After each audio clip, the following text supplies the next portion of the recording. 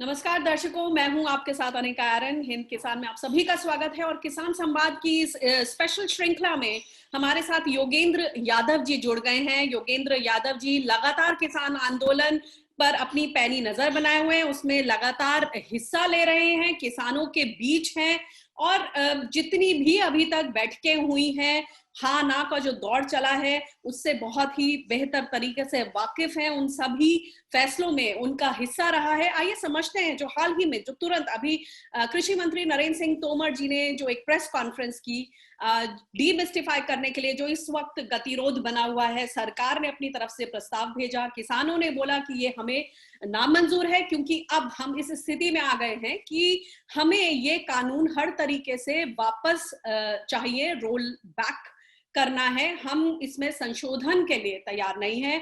और जो दूसरी मांग थी एमएसपी की गारंटी को लेकर, उस पर लगातार सरकार का यही स्टेटमेंट बना हुआ है कि एमएसपी का इन कानूनों से कोई वास्ता नहीं है।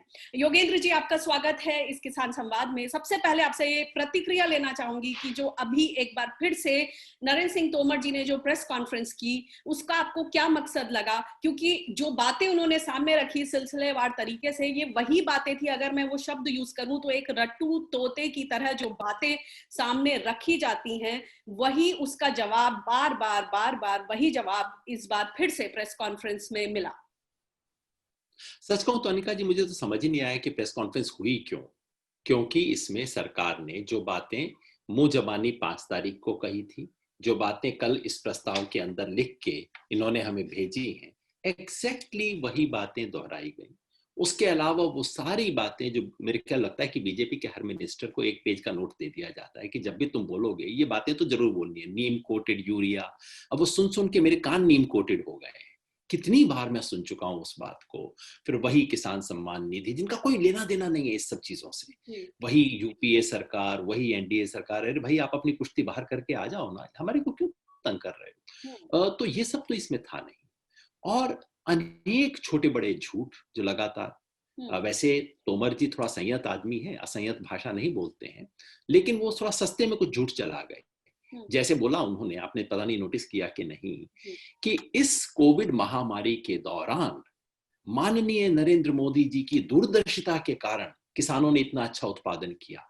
किसान बेचारे सोच रहे थे कि काम उन्होंने किया, अब उन्हें पता लगा कि माननीय मोदी जी की दूरदर्शिता की वजह से इस देश के अंदर गेहूं पैदा हुआ था, चावल पैदा हुई थी। क्या सरकार ने ऐसा निर्णय लिया था?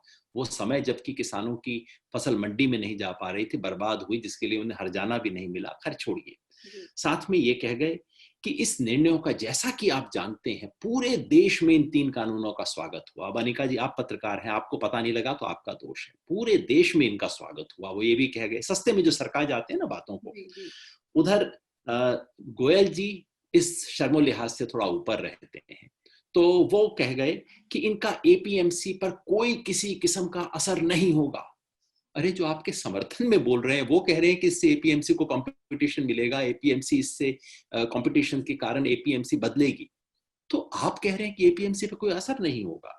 ये भी कह गए कि राजस्थान के चुनाव से साबित होता है कि ये 3 कानूनों का किसान समर्थन करते हैं। आप पत्रकार हैं, आपने सुना राजस्थान के किसी भी पंचायती चुनाव में एक भी कैंडिडेट ने, बीजेपी के कैंडिडेट ने कहा हो कि इन 3 कानूनों के समर्थन में मुझे वोट दीजिए? मैंने तो नहीं सुना। पता नहीं ये इनको तर्क समझ आ गया। तो इस तरह के छोटे बड़े झूठ पता नहीं कितने चले। और एक और बात जो मुझे बहुत अटपटी लगी, बिल्कुल प्रेस कॉन्फ्रेंस की शुरुआत इससे होती है, भारतीय जनता पार्टी के अध्यक्ष नड्डा जी बंगाल में गए थे, उनके साथ बंगाल की सरकार ने दुर्व्यवहार किया। जरूर आप इसके बारे में बोलिए, आप अपने बीजेपी के मुख्यालय में प्रेस कॉन्फ्रेंस कीजिए, आप इसके बारे में बोलिए, लेकिन पीआईबी भारत सरकार की संस्था है। भारत सरकार का क्या लेना देना है? नड्डा जी और ममता बनर्जी एक दूसरे पे लठ चलाएं, इसका पीआईबी से क्या लेना देना है? क्या भारत सरकार का वक्तव्य था वो? तो बड़ी अजीब चीज लगी मुझे। तो ले दे के केवल एक बात लगी कि इस प्रेस कॉन्फ्रेंस का उद्देश्य था प्रेस कॉन्फ्रेंस करना। इस प्रेस कॉन्फ्रेंस का उद्देश्य था टेलीविजन की फुटेज खाना। इस प्रेस कॉन्फ्रेंस का उद्देश्य था देश को ये आभास देना, मानो सरकार बहुत व्यस्त है, इसका निष्कर्ष निकालने में बस बातचीत चल ही रही है, सरकार की तरफ से गहन प्रयास हो रहे हैं, जबकि सच है कि कुछ नहीं हो रहा। सरकार हाथ पे हाथ धर के बैठी है, किसानों को कह चुकी है कि हम तो कुछ नहीं करेंगे, तुम जाओ जो करना है कर लो। ये बताइए योगेंद्र जी, मुझे याद है जब इन सब की बात हो रही थी और एपीएमसी मंडियों में जो शुल्क की व्यवस्था है, जो टैक्स स्ट्रक्चर है, और इधर जो प्राइवेट यार्ड की जो पूरी व्यवस्था थी खरीद फरोख्त की, उसमें अब तक ये बिल्कुल क्लियर था कि उन पर कोई टैक्स नहीं लगेगा। अब जब सरकार जब इतने बैकफुट पर आई, अब जाके जो एक सबसे बड़ी मांग थी एपीएमसी में कि लेवल प्लेइंग फील्ड होना चाहिए एपीएमसी में और इधर जो प्राइवेट यार्ड में जो खरीद फरोख्त होगी, क्योंकि इसी वजह से लग रहा था कि अगर एपीएमसी नीचे गई तो जो एमएसपी की व्यवस्था है वो भी इसके साथ नीचे जाएगी।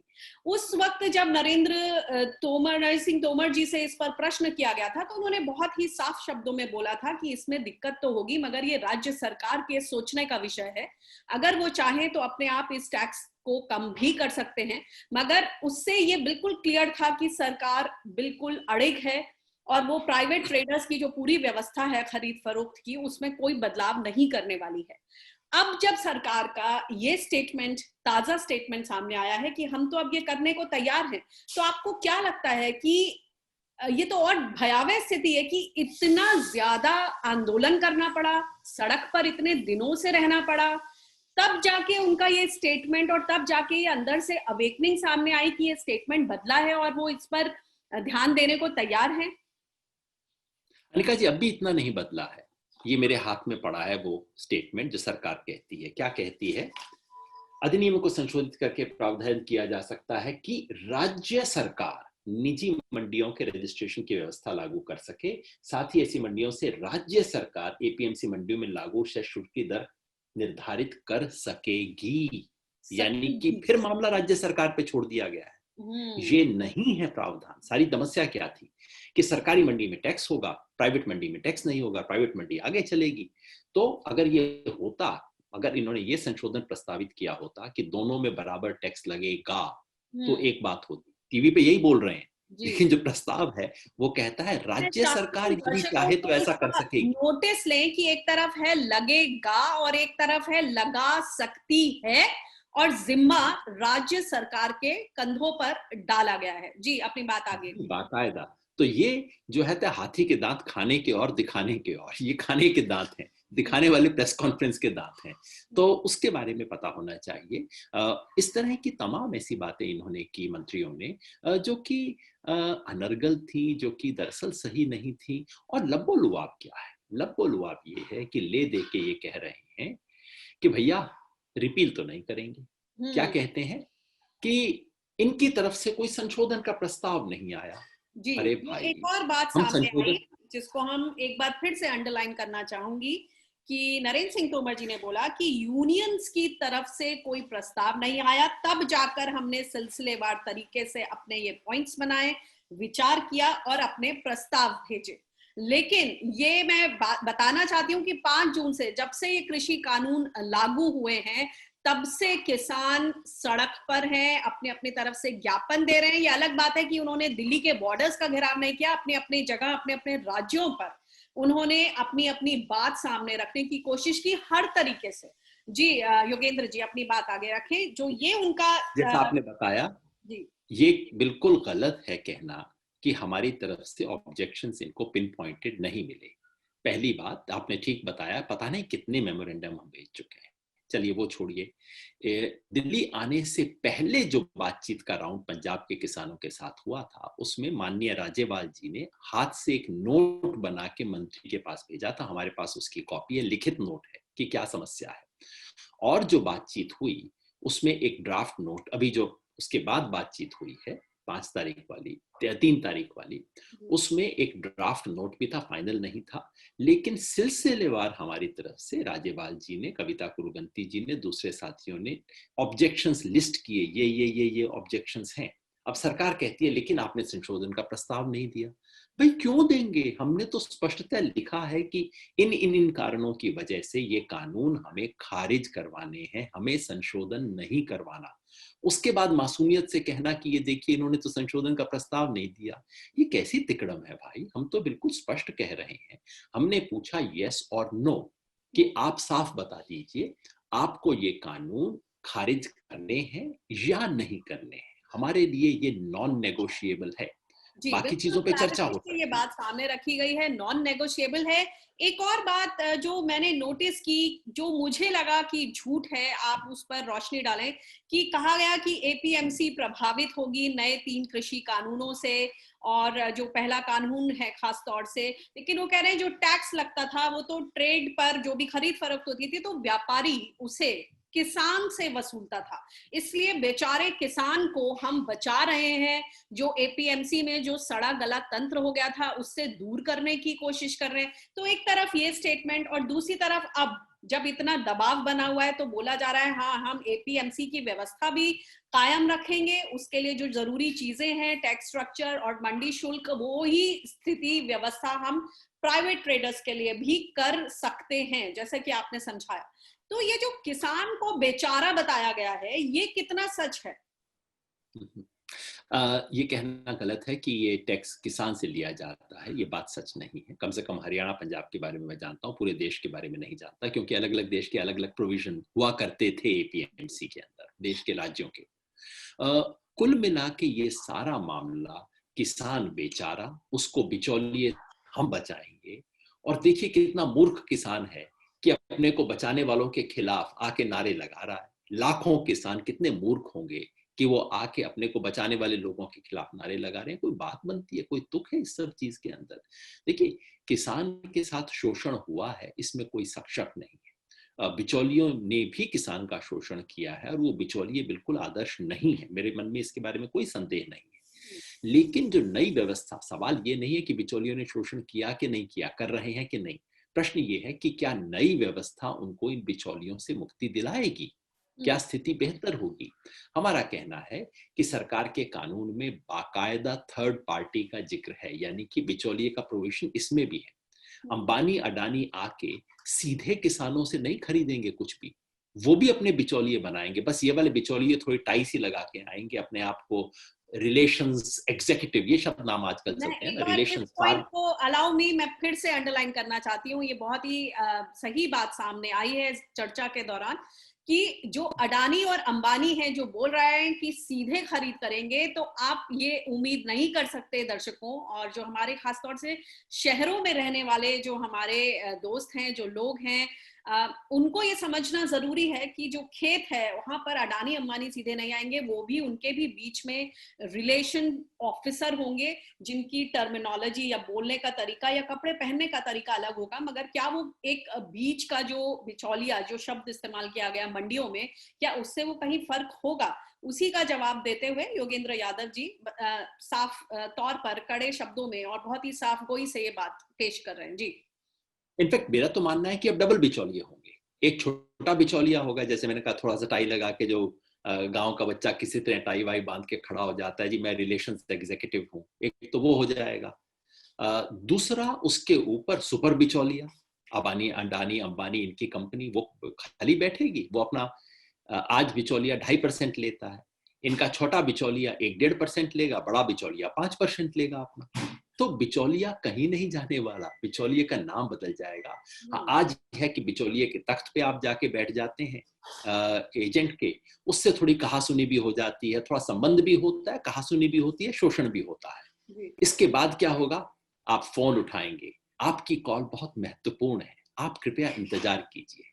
बस वो फिर किसान फोन पे बैठा हुआ इंतजार करता रह जाएगा। अगर इन्हीं दो बिचौलियों में से चुनना है तो कम से कम वो तख्त वाला तो बेहतर है, जिसके पास जाके उससे लड़ाई झगड़ा तो कर सकते हैं, उससे बात तो कर सकते हैं। तो ये तमाम मिथ फैलाए जा रहे हैं, मिथक फैलाए जा रहे हैं, और दुर्भाग्यवश आज दोनों मंत्रियों ने मिलकर कुछ भी रोशनी नहीं डाली, सिवाय इतनी बातें कहने के, बार बार दोहराने के, और एक इंप्रेशन क्रिएट करने के कि हम तो देखिए बात करने को बिल्कुल तैयार हैं। कितनी संवेदनशील सरकार है, आप देखिए तो केवल एक बात और आंसू गैस चलाई पूछना है। चाहूंगी कि जैसे कि आपने भी जिक्र किया कि चुनाव, कल भी हमने प्रकाश जावड़ेकर जी का ट्वीट देखा जब राजस्थान में जिला परिषद और पंचायत के चुनावों के नतीजों को लेकर उन्होंने बोला अप्रत्याशित जीत, और कुछ करीब 2.5 करोड़ ऐसे किसान होंगे जो पंचायत स्तर के इलेक्शन में पार्टिसिपेट कर रहे हैं। तो उन्होंने इस बात पर जोर दिया कि ये तो दुष्प्रचार है और ये बानगी है, ये जो रिजल्ट्स हैं ये बानगी है कि जो किसान हैं उन्हें असल में इन 3 कृषि कानून से कोई असर नहीं पड़ रहा। जो नतीजे हैं। अजीब तर्क है। जी। अजीब तर्क है। इसलिए राजस्थान, अभी हरियाणा के अंदर एक उपचुनाव हुआ जिसमें बीजेपी हार गई, उसका मार्जिन बढ़ गया। क्या उससे हम निष्कर्ष निकाल लें कि सारे किसान इसके खिलाफ थे? देखिए, ये जो चुनाव होते हैं, खासतौर पे पंचायत के चुनाव, ये बहुत स्थानीय किस्म के चुनाव होते हैं। तो अगर कोई कहे कि कांग्रेस के स्थानीय विधायकों, सरपंचों, प्रपंचों के खिलाफ मत था, बिल्कुल सही है। कोई कहे अशोक गहलोत के खिलाफ, सरकार के खिलाफ मत था, मैं ये भी मानने को तैयार हूं। लेकिन इसका 3 केंद्रीय कानूनों से क्या संबंध? क्या बीजेपी के लोगों ने जाके इसको अपना मुद्दा बनाया था क्या? अगर वो ये दिखा दें कि हमने इस चुनाव का मुख्य मुद्दा ये बनाया था और अगर किसान खिलाफ थे तो हमारे खिलाफ वोट दे देते, तो मैं मान जाऊं। ऐसा कुछ हुआ ही नहीं। तो इसलिए खामखा ऐसे निष्कर्ष निकालना, और ये जो है कि हर चीज का उत्तर मैं वोट और चुनाव से दूंगा। आप नैतिकता पूछिए, ये कहेंगे हम चुनाव जीते थे। आप कॉन्स्टिट्यूशनैलिटी पूछिए, ये कहेंगे हम चुनाव जीते थे। आप अन्याय शोषण की बात कीजिए, ये कहेंगे हम चुनाव जीते थे। तो हम क्यों ना फैसला कर दें कि जो सरकार चुनाव जीत जाए उसके बाद 5 साल के लिए सुप्रीम कोर्ट बंद कर दीजिए, संसद बंद कर दीजिए। जो चुनाव जीत गया वो जो मर्जी चाहे 5 साल करे, 5 साल के बाद देखेंगे। और इसका मतलब ये भी होगा कि शायद पहले 25-30 साल कांग्रेस ने इस देश की बहुत महान सेवा की होगी, क्योंकि चुनाव वो भी जीता करते थे। ये जो कुतर्क है ये छोड़ना चाहिए, और मुझे लगता है साफ गोई से बात होनी चाहिए। दुर्भाग्यवश आज की इस प्रेस कॉन्फ्रेंस में ऐसा कुछ भी देखने को नहीं मिला, और कुल मिला के जो गतिरोध है वो गतिरोध बना हुआ है। और किसान संगठनों ने अब फैसला किया है कि हम इस आंदोलन को आगे बढ़ाएंगे। जिन प्रदेशों से किसान नहीं आए हैं वहां से भी अब आएंगे। शायद राजस्थान का नमूना भी इनको परसों देखने को मिल जाएगा, क्योंकि बहुत बात कर रहे हैं राजस्थान की। और जगह जगह से किसानों को हम तो एक सिंपल अपील कर रहे हैं। इस देश के हर किसान परिवार से हम कह रहे हैं, अपने एक साथी को, एक व्यक्ति को दिल्ली भेजिए, दिल्ली मोर्चा पे बात जाइए। और बाकी लोग, अगर दिल्ली बहुत दूर है, अपने स्थानीय स्तर पे मोर्चे लगाइए, क्योंकि ये लड़ाई किसान हार नहीं सकता। अगर ये लड़ाई किसान हार गया तो अगली पीढ़ी तक, अगले 20-25 साल तक किसान की लड़ाई लड़ी नहीं जा सकेगी। सर बस आखिरी इसलिए क्वेश्चन, प्रधानमंत्री जी ने भी कहा कि जो ये सुधार हैं वो पिछली शताब्दी में जो थे वो गलतियां थी, लेकिन अगली शताब्दी के लिए सुधार जरूरी है। किसान कह रहा है कि किसान को बचाना हिंदुस्तान के लिए जरूरी है। अब ये जो दो चीजें हैं, इसमें प्रधानमंत्री की जो ये हमेशा से नारा रहा है, सबका साथ, सबका विकास और सबका विश्वास, तो कहीं ना कहीं इस मुद्दे पर जब विश्वास को ठेस लगी है, बार बार किसान के विश्वास को ठेस लगी है, तभी तो वो अब लिखित में चाहते हैं और वो इस स्थिति पर पहुंच गए हैं कि अब कोई कॉम्प्रोमाइज नहीं, आप संशोधन अब लेकर आए हैं, हमें वो नहीं चाहिए।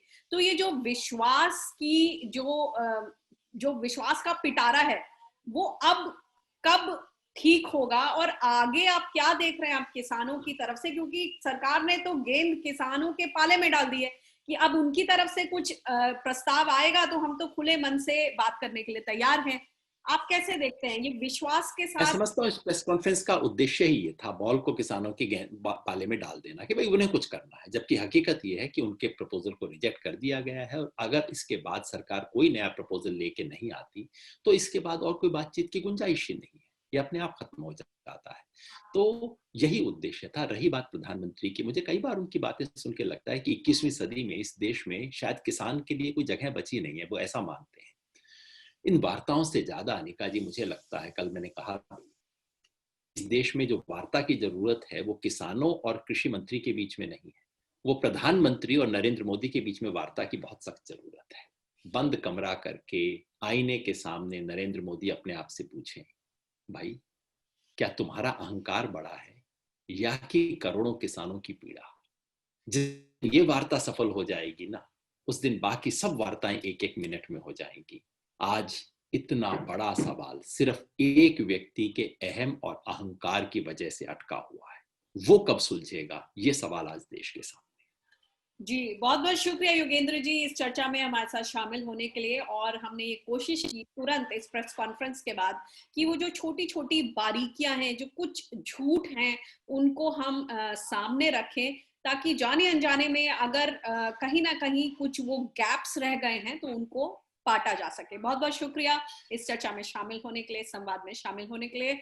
नमस्कार।